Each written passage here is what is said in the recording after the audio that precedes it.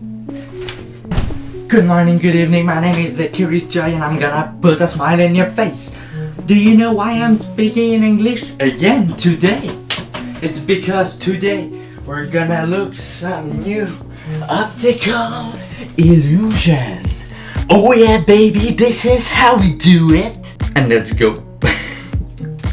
Bon, ben vous avez assez bien compris c'est quoi qu'on allait faire aujourd'hui. Hein? Merci de Curious Joy. Hein? Ben content que tu sois là encore aujourd'hui. It's a real pleasure, my man. Good. Tu peux y aller là, t'as fait ton intro là. Non. Tu veux dire quoi par non? Y a des gens qui attendent pour voir la vidéo là. Ils ont le goût d'avoir des nouvelles illusions d'optique là. Faut que tu t'en aides. I wanna do the video with you, my bro. Peut-être la prochaine fois, mettons là, toi tu dirais à peu près combien de pouces bleus pour que tu sois là dans la prochaine vidéo des illusions optiques? Well, 20-25 likes, it should be enough, no? Hein? Vendu à 20 ou 25 pouces bleus, The Curious Joy va être présent dans la prochaine vidéo. Fait que vous savez quoi faire maintenant. Mettez un petit pouce bleu si ça vous tente d'avoir ce beau gaillard énergique avec nous. Tu vas pouvoir y aller. I'm gonna be here the next time. Alors, ça ce sont des illusions visuelles qui sont vraiment très cool. Qu'est-ce qui ne va pas avec la Mona Lisa qu'on a juste ici? Peut-être que vous connaissiez déjà ce format d'illusion-là. Mais pour ceux qui ne le savent pas, je vais vous l'expliquer parce qu'il y a vraiment quelque chose qui va vraiment pas bien. Ses yeux et sa bouche ont été tournés dans le sens normal de ce qu'on serait supposé de les voir. C'est peut-être un petit peu compliqué à visualiser puis à le dire, là, je comprends. Laissez-moi vous aider un peu. Je vais juste tourner la Mona Lisa et voilà.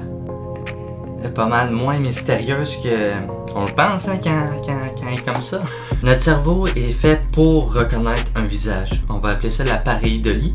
Et dans le fond, la pareidolie, c'est justement la capacité du cerveau à reconnaître un visage, que ce soit dans des objets inanimés ou juste un visage. Les prises électriques, eux autres, c'est aussi de la pareidolie. C'est exactement ça qui se passe avec la Mona Lisa. Si je replace la Mona Lisa, ben vous allez voir un visage normal qui va être à l'envers. Vous allez vous dire peut-être qu'il y a un petit truc qui cloche, mais vous n'allez pas être capable de mettre le doigt dessus. Puis c'est après quand on remet le visage à l'endroit que vous voyez qu'il y a quelque chose qui se passe. Aussi, n'oubliez pas de me le dire hein, si les illusions d'optique ont bien fonctionné sur vous dans l'espace commentaire ou si aussi vous avez peut-être des idées de vidéos, gênez-vous pas, moi ça me fait plaisir, je suis ouvert à toutes les propositions. On continue la vidéo.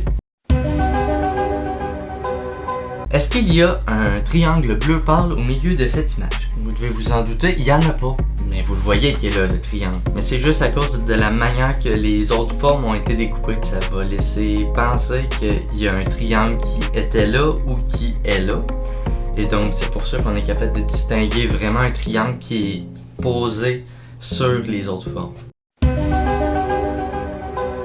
Quel visage entre les deux ici a l'air fâché et l'autre content? Vous allez probablement me répondre celui de gauche est fâché et celui de droite est content. Yeah. Félicitations, vous avez un excellent cerveau en très bonne santé qui est capable de bien reconnaître les émotions sur le visage d'une personne. Techniquement, il faudrait se reculer, mais je vais réduire l'image en termes de grosseur, ça devrait faire la même chose. Ils ont mis deux images, une par-dessus l'autre. Une qui va être un peu floutée et une autre qui va être avec plus de détails. Donc quand on est proche, nos yeux vont s'habituer aux détails et donc on va être capable de voir le visage fâché à gauche et le visage content à droite. Mais lorsqu'on recule ou qu'on rétrécit l'image, on va avoir moins de détails que notre œil va être capable de voir. Et donc, notre cerveau va enregistrer l'information de l'image qui va être en dessous des détails et qui va être plus floutée. Les expressions faciales ont été inversées. Donc, le visage fâché va être à droite et le visage content va être à gauche. C'est fou, hein? Il va y avoir une vidéo par-dessus mon visage, donc écoutez bien ma voix. Je veux que vous me disiez si la forme bleue respire. Comme elle grossit, elle rétrécit. En réalité, c'est pas une forme qui grossit réellement, c'est juste un carré, mais à cause des tout petits espaces qu'on a laissés, on a un petit peu de difficulté à se rendre compte que c'est vraiment un carré qui tourne sur lui-même. Pour ceux qui l'ont pas eu, ben vous vous êtes fait avoir, mais c'est pas plus grave que ça fait juste ajouter un peu plus de magie dans votre journée. Ouh, intéressant! Je veux que vous me dites si le petit carré 1 et le petit carré 2 sont de la même couleur. Oui, c'est assez simple comme question, là. Puis assez simple comme réponse aussi. La réponse, vous l'aurez toutes deviné, c'est ils sont tous de la même couleur. Et maintenant vous pouvez voir que évidemment les deux sont exactement de la même couleur. C'est le fun, hein? Vous voyez, c'est juste à cause des jeux d'ombre. La couleur rouge va être sur un fond blanc et la même couleur rouge va être sur un fond noir. La couleur rouge sur le fond noir va être beaucoup plus éclatante que sur le fond blanc parce que le blanc est déjà une couleur éclatante. Vous voyez? Donc c'est la même chose ici.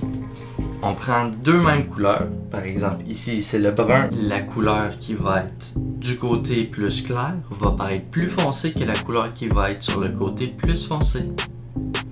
Je ne sais pas si vous m'avez suivi, j'espère que oui. Alors, il va nous rester 3 dernières illusions à voir aujourd'hui. Je sais déjà, c'est presque fini. Mais si vous en voulez plus des illusions d'optique, vous pouvez mettre un pouce bleu, évidemment. Ça va me faire plaisir. Puis ça va montrer votre engouement envers ce format de vidéo-là. Parce que moi, je les aime vraiment beaucoup. Et aussi, vous pouvez vous abonner, laisser un commentaire. Aussi, ne pas oublier d'activer la petite cloche qui va vous avertir pour toutes les prochaines vidéos qui vont sortir. C'est toujours très intéressant. Plein de nouveaux sujets qui vont arriver. Et il y a aussi des beaux gros projets qui arrivent. Puis ça, je vous le dis, vous voulez pas manquer ça pour de vrai. C'est super cool. Aussi, vous pouvez partager la vidéo si ça vous a plu à des amis, à de la famille ou juste en parler aussi. Ça va me faire plaisir pour que la chaîne puisse grandir un peu plus. Il va falloir fixer le petit point qui va être au milieu de cette figure qui va bientôt prendre l'intégralité de l'écran. Il va falloir fixer le petit point pendant 60 secondes. Alors, quand l'écran va être rendu simplement rempli avec cette image-là, le 60 secondes va commencer. Je veux vraiment que vous vous forciez pour essayer le moins possible de cligner des yeux et je vais vous expliquer le processus en même temps que l'illusion d'optique va se faire.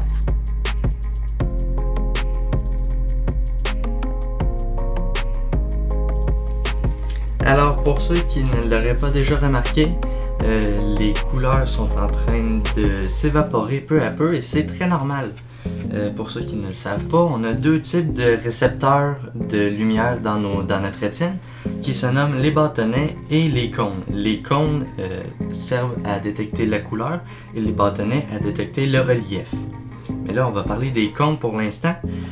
Ils servent à détecter différents types de couleurs et on a 3 sortes de cônes, un pour la couleur bleue, un pour la couleur rouge et un autre pour la couleur verte. Alors ces 3 différents types de cônes-là, une fois qu'ils ont une couleur qui vienne taper dans notre rétine, va envoyer un message au cerveau pour dire que il y a cette couleur-là qui est présente sur cette image.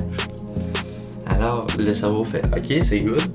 Mais étant donné que vous êtes en train de fixer cette image-là, la couleur va toujours venir taper les petits cônes qu'il va avoir à l'intérieur de votre rétine.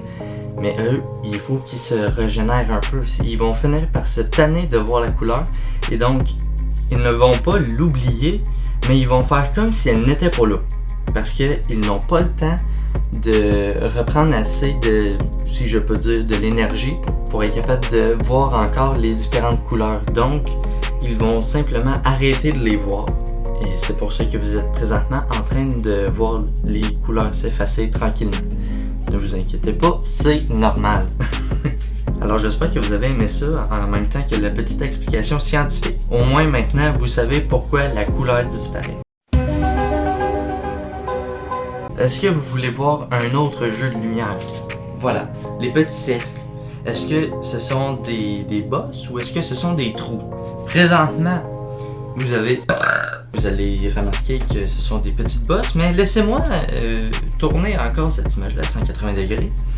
Et maintenant, vous êtes capable de bien voir que ce ne sont plus des bosses, mais bien des trous.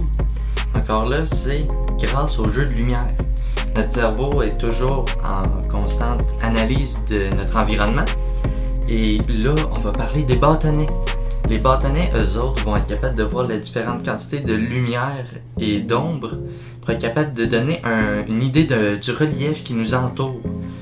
Et il va juger justement les petites traces qu'il va avoir sur les côtés des cercles qui vont être plus clairs et plus sombres, tout dépendamment de où est-ce que votre cerveau se dit de où vient la lumière. La plupart du temps, on va toujours se dire que la lumière provient de haut parce qu'on a toujours le soleil. Toutes sortes de lumière provient toujours du haut. Donc, on va pas se dire que c'est un trou comme ça. On va se dire que c'est une lumière qui provient d'en haut et qui vient taper le côté de nos petites montagnes qui va faire un peu d'ombre sur le derrière de ces dernières. Et donc, si on tourne l'image à 180 degrés, c'est l'inverse. La lumière provient toujours de la même place, mais va venir taper le fond du trou. Parce que maintenant, c'est des trous que vous voyez. À cause encore du jeu de lumière et du jeu d'ombre. C'est toujours à cause de comment est-ce que notre cerveau interprète la lumière, les jeux d'ombre, la couleur. C'est toujours une interprétation de notre cerveau. Donc, si certaines illusions d'optique ne fonctionnent pas sur vous, c'est juste parce que votre cerveau pense différemment. C'est tout. Et donc, c'était les toutes dernières illusions d'optique que j'avais à vous montrer pour aujourd'hui. J'espère que vous avez aimé ça, la vidéo. Et si vous en voulez plus, vous avez juste besoin de mettre un pouce bleu. Vous pouvez aussi vous abonner, activer la cloche, laisser un commentaire et aussi partager la vidéo. Et comme je l'ai dit en début de vidéo, soit à 20 ou 25 pouces bleus. Curious Joy va être avec nous. On va voir ce que ça va donner. J'espère que ça va bien fonctionner quand même. Là. C'est très énergique. Il y a beaucoup d'énergie. Là. Vraiment beaucoup. Donc ça va probablement amener une nouvelle énergie à la vidéo. Et on va voir ce que ça va donner. Alors j'ai plus grand chose d'autre à vous dire. Autre que de faire attention à vous et aussi de ne pas oublier qu'on va se revoir la prochaine fois et que aussi vous êtes magnifiques. Salut la gang, à la prochaine. Bon, une autre vidéo de fête. So dude, how many likes do we have? Oh attends là, je viens juste de finir le tournage puis là il va falloir que je fasse le montage puis ensuite que je publie la vidéo. Yeah. Sorry. Ouais, ça, tu comprends un peu là. Non, it's okay. Là, je vais mettre au travail. Bye. Ouais, salut. Ouf, tout plein d'énergie, comme que je disais. Salut.